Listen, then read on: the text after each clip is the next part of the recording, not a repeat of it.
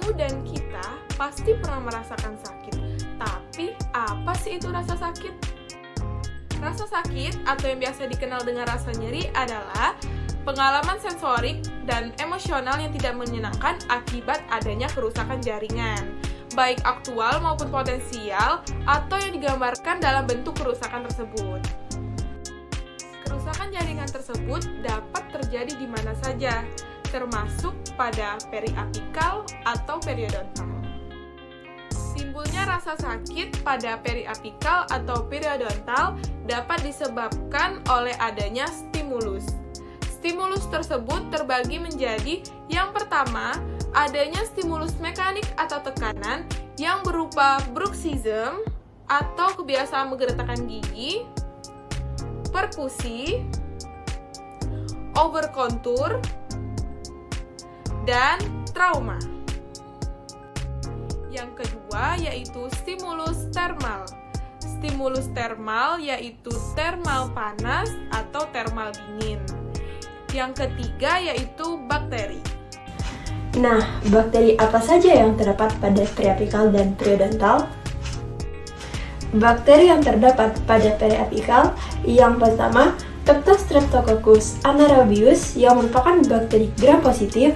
Yang kedua, Porphyromonas gingivalis yang merupakan bakteri gram negatif. Yang ketiga, Prevotella intermedia yang merupakan bakteri bergram negatif.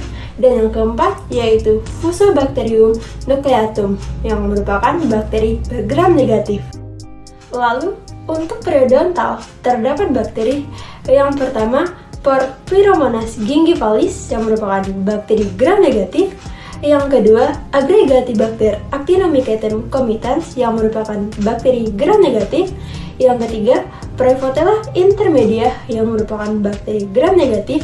Dan yang keempat yaitu Fusobacterium nucleatum yang merupakan bakteri gram negatif.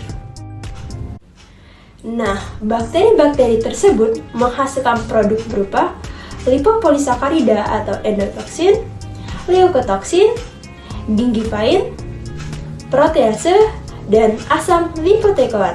Lalu, bagaimana rasa sakit pada periapikal atau periodontal tersebut dapat timbul? Jadi, mekanisme yang pertama distimulasi oleh stimulus mekanik dan stimulus termal berupa panas dan dingin. Kedua stimulus ini dapat menginduksi langsung nosiseptor berupa ujung saraf bebas. Selain itu, bakteri gram positif dan gram negatif menghasilkan produk bakteri berupa lipopolisakarida atau endotoksin, leukotoksin, protease berupa gingivin dan kolagenase, serta asam lipoteikoat yang dapat menyebabkan terjadinya inflamasi pada periapikal atau periodontal. Inflamasi yang terjadi pada periapikal atau periodontal tersebut akan menginduksi sel fibroblast untuk menghasilkan prostaglandin, interleukin 1, dan TNF atau tumor necrosis factor. Menginduksi protein plasma untuk menghasilkan bradikinin. Menginduksi sel makrofag untuk menghasilkan interleukin 1 dan TNF atau tumor necrosis factor. Menginduksi sel leukosit yang terdiri dari neutrofil, limfosit, dan monosit untuk menghasilkan leukotrin. Menginduksi sel mast untuk menghasilkan histamin. Menginduksi platelet untuk menghasilkan serotonin.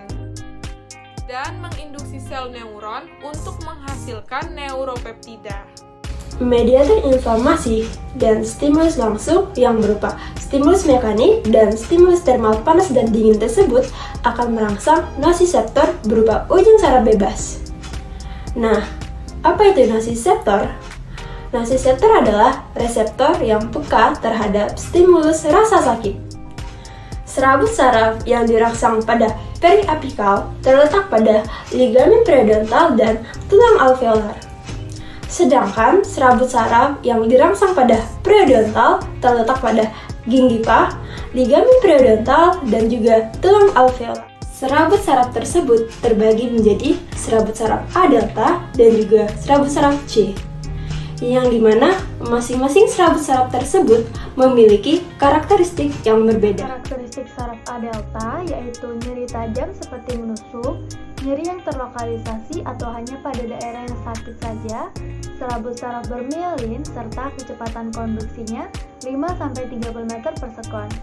Lalu untuk karakteristik saraf C, itu nyeri tumpul berdenyut, rasa nyeri yang menyebar ke area yang luas di sekitar jaringan yang terkena stimulus atau menyebar di sekitar tempat yang sakit. Serabut sarafnya tidak bermielin dan kecepatan konduksi 0,5-2,5 meter per sekon.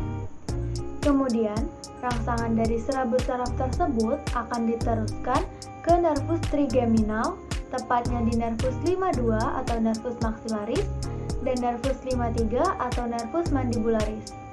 Selanjutnya akan diteruskan ke otak, yaitu di korteks cerebral yang akan diinterpretasikan sebagai rasa sakit.